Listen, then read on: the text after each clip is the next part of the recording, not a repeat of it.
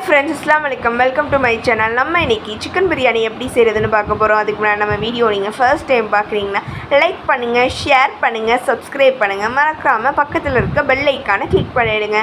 அப்போ தான் நாங்கள் போடுற வீடியோ உங்கள் மொபைலுக்கு உடனடியாக வரும். வாங்க நம்ம இப்போ ரெசிபிக்குள்ளே போகலாம்.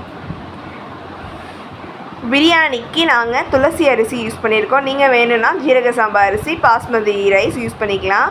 ஆனால் எந்த அரிசியாக இருந்தாலும் 1/2 hour முன்னாடியே ஊற வச்சுக்கோங்க. இப்போ நம்ம அடுப்பை பற்ற வச்சுக்கலாம். இப்போ இதில் 50 கிராம் ஆயில் சேர்த்துக்கலாம். இதில் இப்போ 50 கிராம் நெய் ஊற்றிக்கலாம்.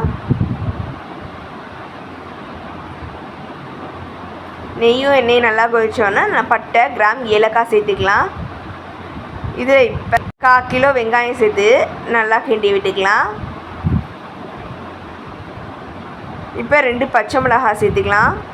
வெங்காயம் பொன்னிறமாக வந்ததுக்கப்புறம் 1/4 கிலோ தக்காளி சேர்த்துக்கலாம். தக்காளி சீக்கிரம் உடையிறதுக்காக கொஞ்சம் உப்பு சேர்த்துக்கலாம். இப்போ 1/2 கிலோ சிக்கன் சேர்த்துருக்கோம்.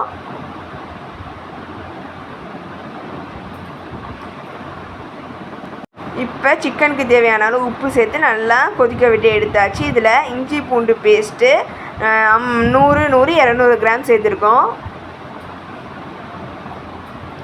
இதை நல்லா கொதிச்சதுக்கப்புறம் பட்டை, கிராம் தூள் 2 ஸ்பூன் சேர்த்துக்கலாம். மிளகாத்தூள் 2 ஸ்பூன் சேர்த்துக்கலாம்.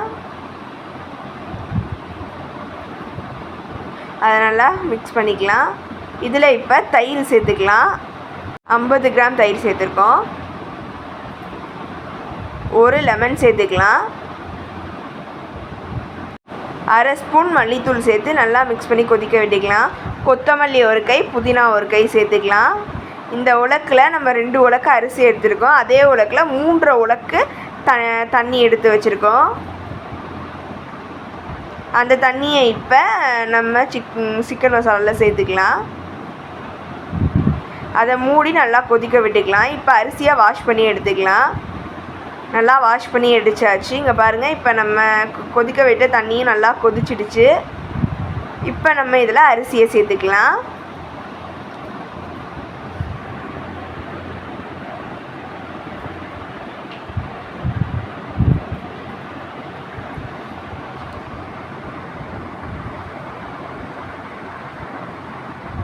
தேவையான அளவு உப்பு சேர்த்துக்கலாம். இதை நல்லா மிக்ஸ் பண்ணி விட்டுக்கலாம். இதை நல்லா கொதிக்க வேணும். இப்போ நல்லா கொதிச்சிருச்சு. நல்லா கிண்டி விட்டுக்கலாம், அடி பிடிக்காமல். இது இப்போ தம் போகிற அளவுக்கு வந்துடுச்சு. இதில் 100 கிராம் நெய் சேர்த்துக்கலாம். நல்லா மிக்ஸ் பண்ணி விட்டுக்கலாம்.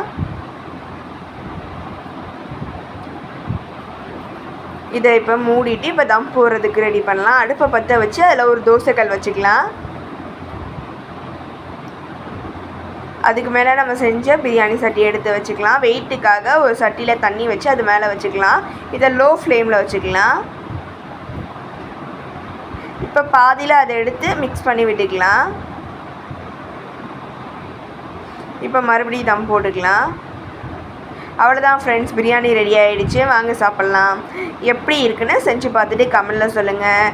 Thank you for the watch. அஸ்ஸலாமு அலைக்கும்.